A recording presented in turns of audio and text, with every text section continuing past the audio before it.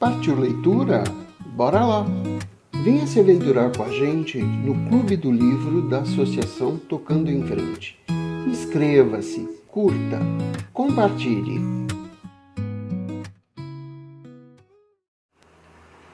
As Irmãs, capítulo 20. Quando Tammy começou a trabalhar, a vida da casa da Rua 84 Leste pareceu acelerar consideravelmente. Sabrina estava tendo um outono ocupado. Metade dos casais em Nova York parecia querer se divorciar e estava ligando para ela. Depois do verão, uma vez que os filhos voltavam para a escola, as pessoas ligavam para seus advogados e diziam: "Me tira daqui!" Em geral, faziam isso depois do Natal também. Candy participava de ensaios fotográficos todos os dias desde que voltara da Europa. A intervenção contra o distúrbio alimentar tinha ajudado um pouco. Nunca foi bulímica, apenas não comia e era anoréxica. Mas estava melhor, fazendo pesagens semanais que Sabrina monitorava diligentemente, ligando para o médico para verificar. Não podiam dizer a Sabrina qual era o peso da irmã, mas podiam lhe dizer se tinha ido para a pesagem. E quando ela faltava, Tammy e Sabrina faziam um estardalhaço. Estavam bem atentas ao problema, e ela parecia ter ganhado alguns quilos, embora ainda estivesse excessivamente abaixo do peso, o que era a natureza do seu trabalho. Recebia uma fortuna para ficar assim. Era uma batalha dura de ser vencida, mas ao menos não estavam perdendo terreno. A psiquiatra tinha se referido a isso como anorexia da moda, quando conversou com Sabrina sobre o assunto. Ela não tinha nenhum problema psicológico enraizado na infância ou na vida adulta. Só amava sua aparência quando estava magérrima, assim como bilhões de mulheres que liam as revistas de moda e as pessoas que a produziam. Era algo cultural, visual e financeiro, nada psiquiátrico, o que a terapeuta disse ser um fator importante. Mas as irmãs estavam preocupadas com a saúde dela. Não queriam perder outro membro da família, mesmo que morresse parecendo magnífica, fosse rica e estivesse na capa da Vogue. Como Tammy disse de maneira direta, que se foda tudo isso. Depois de 2 meses, Annie parecia estar indo bem na Parker School. E ela e Baxter eram bons amigos. Às vezes se encontravam nos fins de semana e falavam sobre arte, suas opiniões, as coisas que consideravam importantes a esse respeito, o trabalho que tinham visto e amado. Ela falou por horas sobre a Uffizi, em Florença, e agora, em vez de se zangar, sentia-se grata por tê-la visto antes de ficar cega. Nunca falou sobre Charlie, que tinha sido uma grande decepção, e ainda se sentia atraída por ele. Mas não tanto quanto se sentia se ela soubesse a verdade. As irmãs nunca falaram nada sobre isso. E Baxter conheceu um homem de quem gostou numa festa de Halloween na cidade. Tinha ido fantasiado de cego, o que Annie disse ser repulsivo. Mas o homem com quem ele estava saindo parecia legal. Almoçou com Annie e Baxter na escola uma vez. E Annie disse que ele parecia ser uma boa pessoa. Aquilo tirava um pouco do tempo deles juntos, mas ela não se importava. Ele tinha 29 anos. Era um jovem estilista numa grife importante e tinha frequentado a Parsons School of Design. Não parecia se importar com o fato de Baxter ser cego, o que era encorajador para ele e Annie, e lhes fortalecia o ânimo. Havia vida após a cegueira. Annie ainda duvidava, mas dizia não se importar, o que ninguém acreditava. Contudo, estava aprendendo coisas úteis na escola. Sabrina lhe dera como tarefa alimentar os cães. A senhora Shibata era incapaz disso. Sempre lhe dava coisas que os deixavam doentes. Certa vez, dera comida de gato para Bela, que teve de passar uma semana no veterinário, o que lhe custou uma fortuna, e ainda acrescentava algas à dieta deles de tempos em tempos. Annie ficava mais tempo em casa que as outras, e também chegava mais cedo da escola que as outras do trabalho. Então, Sabrina lhe deu a tarefa, e Annie ofendeu-se. Não posso, de qualquer forma. Você sabe que odeio cães. Não me importa. Nossos cães têm que comer e mais ninguém tem tempo. Você não tem nada para fazer depois da escola, exceto a terapeuta 2 vezes por semana. E a senhora Shibata vai deixá-los muito doentes, o que custa uma fortuna no veterinário. E você não odeia nossos cães. Além disso, eles te amam. Então, lhes dê comida. Annie tinha esbravejado e se recusado a fazer isso na primeira semana. Havia se tornado uma grande batalha com a irmã mais velha. Mas, enfim, Annie aprendeu a usar o abridor de latas elétrico, medir a comida e colocá-la nas vasilhas certas, que eram de tamanhos diferentes. Quando chegava em casa, servia comida aos enungos, inclusive os cortes de frios de Juanita, que era muito seletiva e torcia o nariz para a comida canina industrializada que compravam.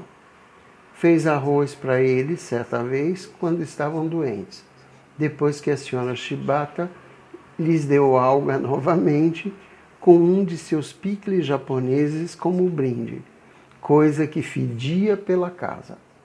Temi os chamava de pliques de 1000 anos. Fediam como se estivessem podres há anos e quase mataram os cães. Não é meu serviço dar comida para os seus cães, dissera Annie em tom ofensivo. Não tenho um. Então, por que tem que fazer isso?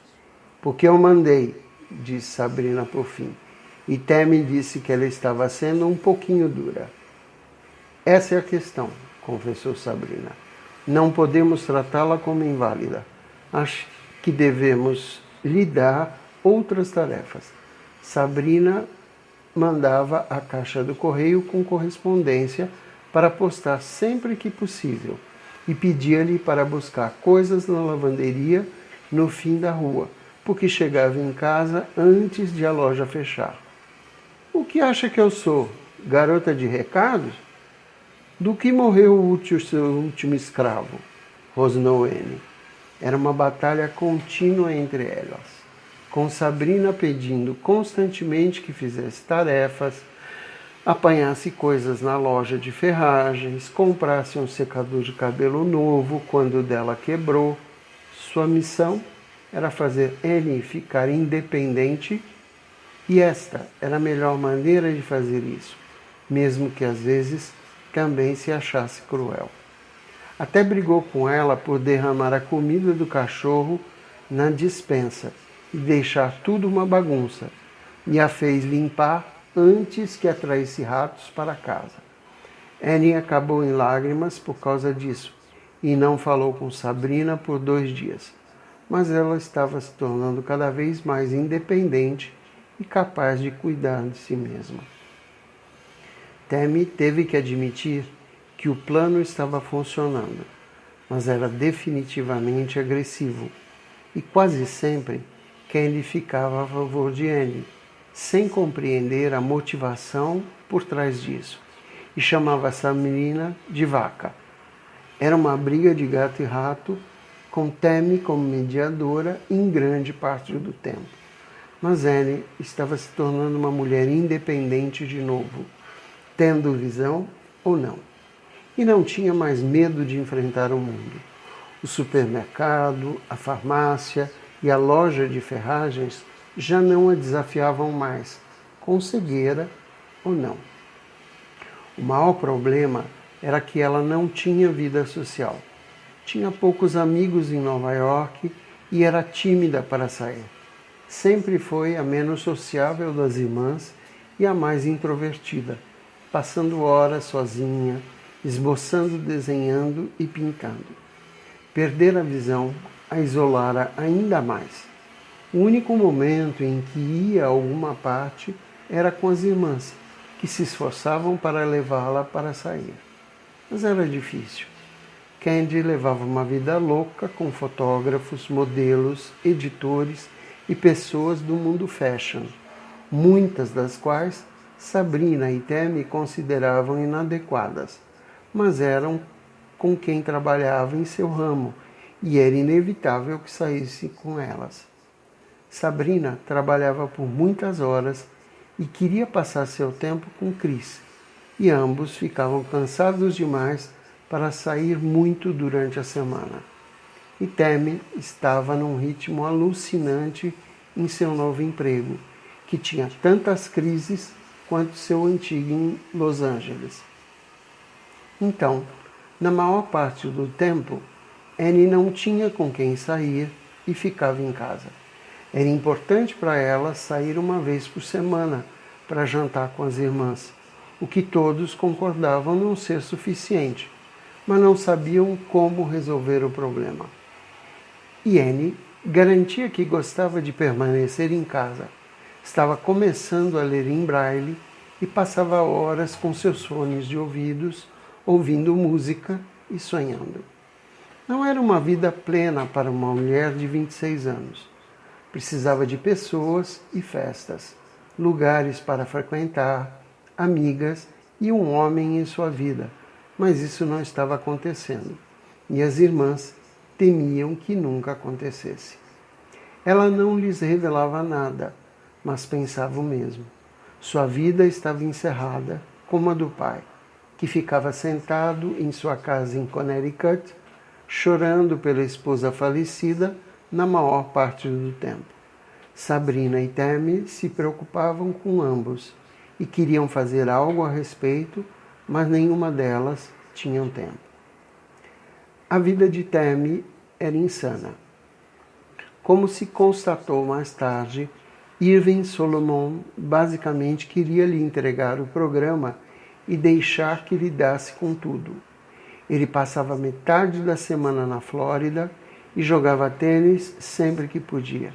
Estava cansado e queria se aposentar cedo, mas o programa era uma mina de ouro.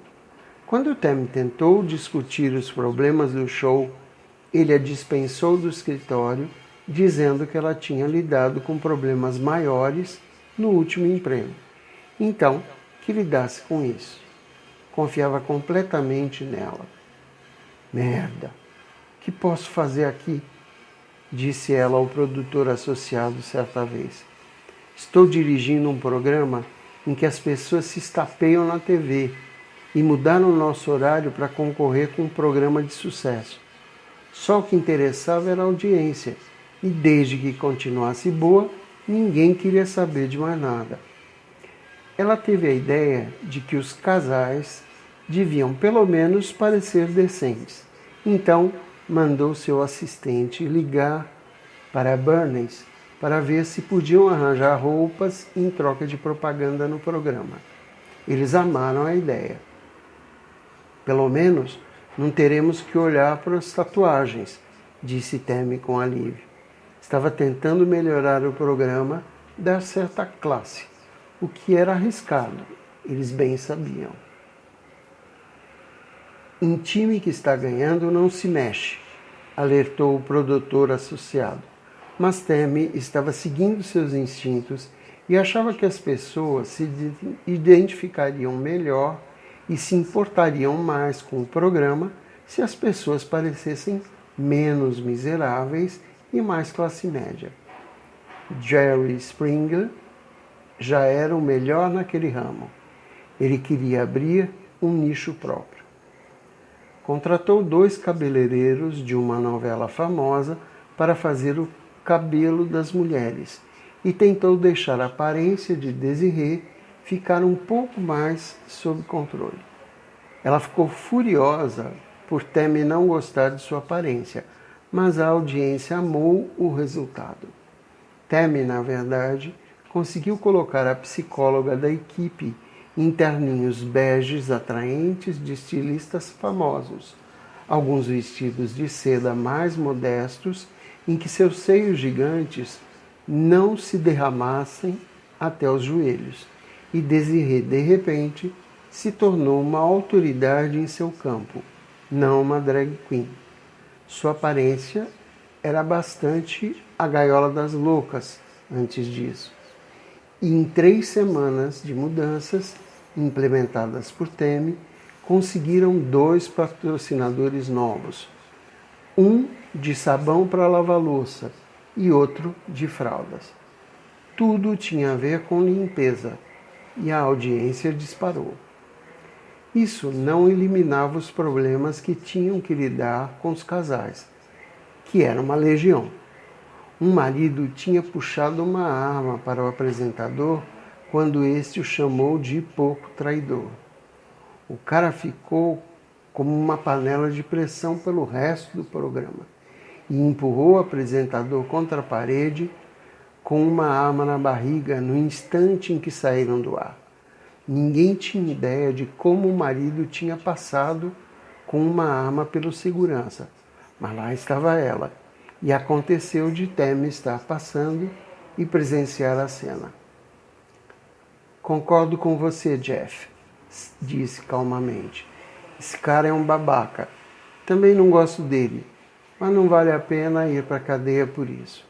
E eu acho que ficou bem claro durante o programa que sua esposa ainda te ama. Por que jogar tudo isso fora? Desirée acha que vocês têm uma boa chance de se acertarem. Tammy tentou parecer convincente e indiferente, solidária até, enquanto tentava acalmar o atirador em potencial, esperando que alguém da segurança aparecesse antes que ele acertasse ela também. Verdade? Disse o homem, que depois voltou a se transformar. Você está falando da boca para fora. Vocês só querem nos fazer de babacas. Acho que não. A plateia adorou vocês. Nossa audiência foi a melhor da semana. A esposa dele estava chorando em algum lugar dos bastidores, pois se descobriu que ele não tinha dormido apenas com sua melhor amiga, mas também com sua irmã, algo que ela não sabia. Será que aquele relacionamento poderia ser salvo? Com sorte não. A esposa também tinha dormido com o irmão dele e com o bairro inteiro, com exceção do cachorro, para se vingar. Para Tammy, o lugar dos dois era a cadeia, onde Jeff já tinha ficado 2 vezes por lesão corporal. O que eles estavam fazendo no programa final? E por que ela estava produzindo aquilo? Essa era a verdadeira questão. Levou 20 minutos para acalmá-lo. A polícia já tinha sido chamada e ele foi retirado algemado. Notícia do New York Post no dia seguinte. E claro que isso ajudou na audiência. Não havia dúvida para Tammy. Era um programa muito doentio, que apelava para o que havia de pior nos instintos do público. Era um voyeur dos relacionamentos e quartos das outras pessoas. E o que viam ali as fascinava. Na maior parte do tempo, aquilo deixava Tammy enjoada. Bem, isso foi divertido, disse ela ao assistente ao voltar para seu escritório e se sentar à escrivaninha, ainda parecendo pálida. Quem é que está revistando essas pessoas e onde eles os arranjam? Na lista da condicional do Predísio em Ática? Não acha que poderíamos fazer um trabalho melhorzinho quando revistamos esses loucos antes de colocá-los no programa e espizinhá-los?